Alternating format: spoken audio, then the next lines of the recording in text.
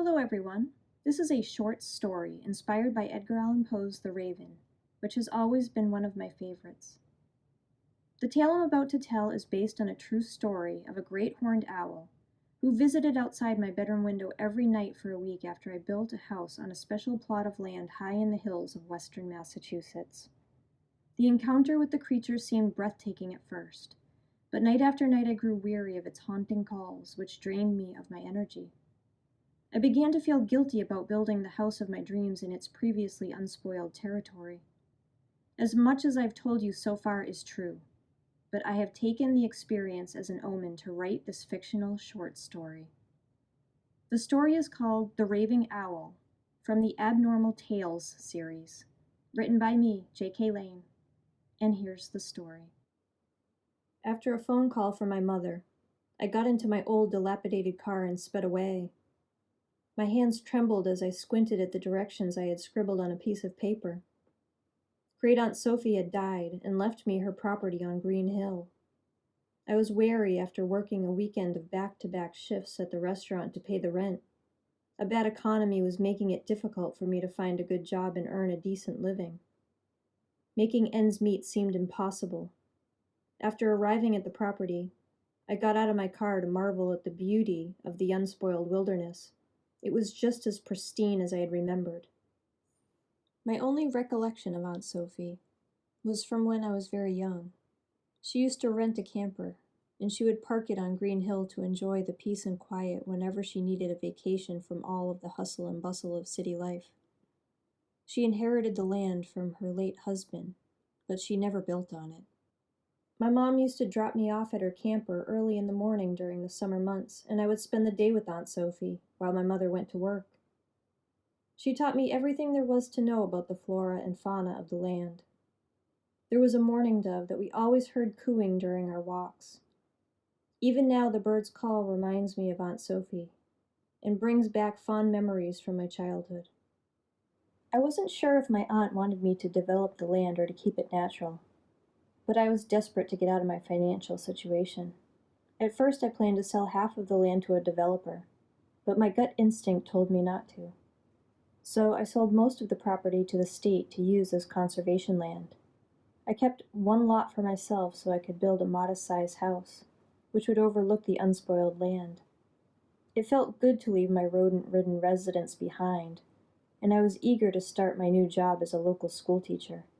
My life was finally in order, except for my latest problem with insomnia. As much as I loved nature, it was eerie to hear the howling of coyotes outside my bedroom window at night. I had seen an article in the local newspaper about residents losing their cats and small dogs to these creatures. I was planning to get myself a pet so I wouldn't feel so alone, but I didn't dare. I called a local hunter, but I had a change of heart after remembering Aunt Sophie's words. As she and I walked one day when I was a child, a large spider crossed our paths, which startled me.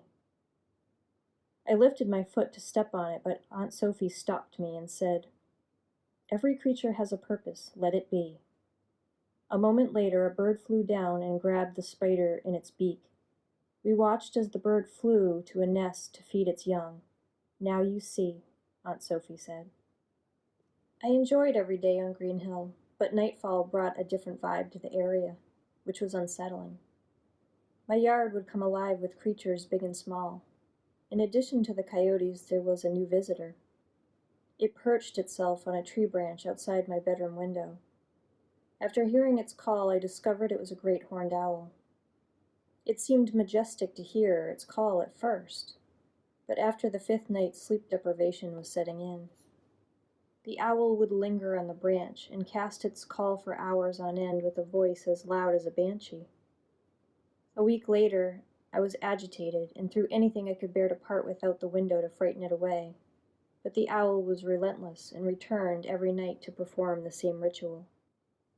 Each morning I would regain my sanity by taking a walk to the small pond down the hill and listen to the mourning dove to calm my nerves.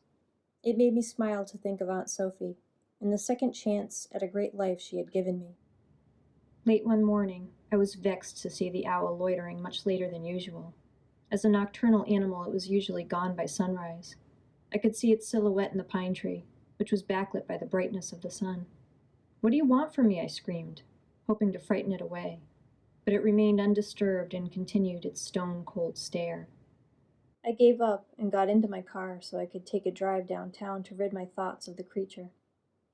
Perhaps the owl would be gone by the time I returned.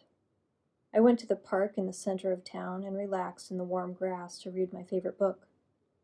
I walked to the pizza shop on the corner for a quick slice, and then over to Wendell's ice cream shop for a root beer float. The day was blissful, and I had forgotten all of my worries. On the way home, I noticed a black cat scampering across the street in front of my car, so I swerved to avoid hitting it. I hoped the incident wouldn't bring me bad luck, but I was never one to believe in superstition. I pulled into my driveway to find a dead bird that had been ravaged by a predator a few feet from my front steps. I knelt to witness the remains of my beloved mourning dove. My face burned with a fury that I'd never felt before. I glared into the tree where I knew the owl waited for me, and there he was, as if he hadn't moved a muscle the entire day.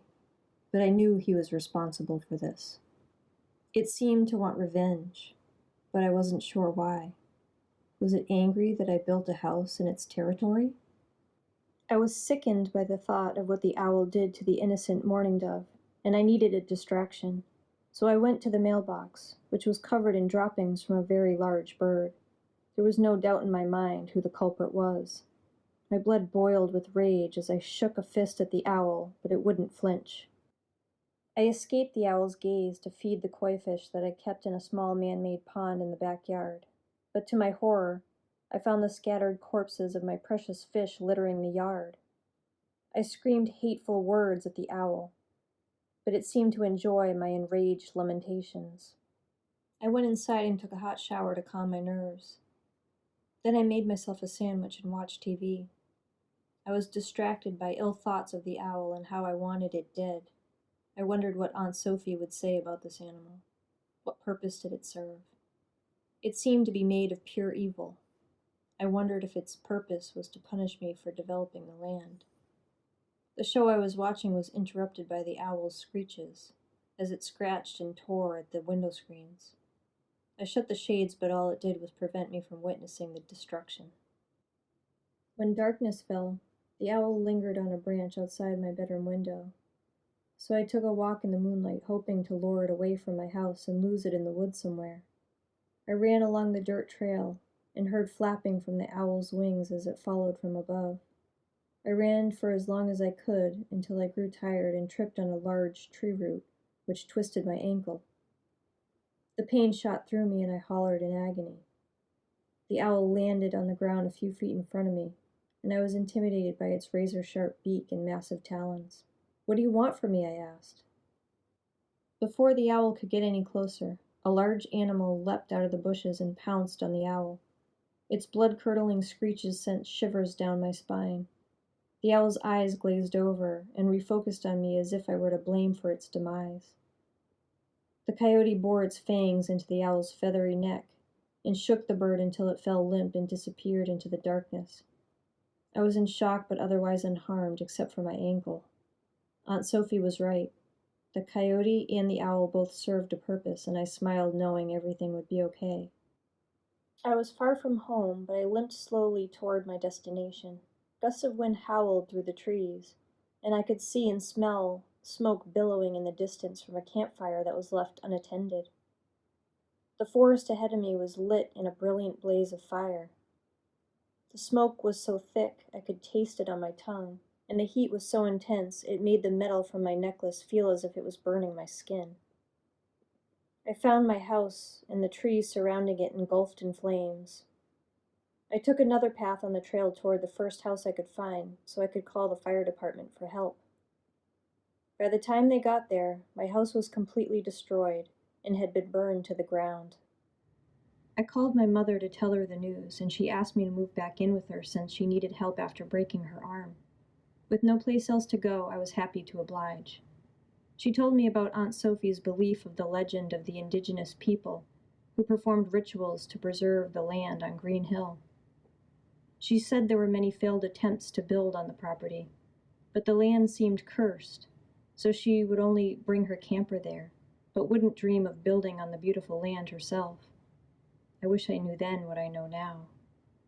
As the old saying goes, you win some, you lose some. Nature had won the fight to reclaim its land. I remembered the coyotes, the owl, and the forest fire, and realized there was no going back.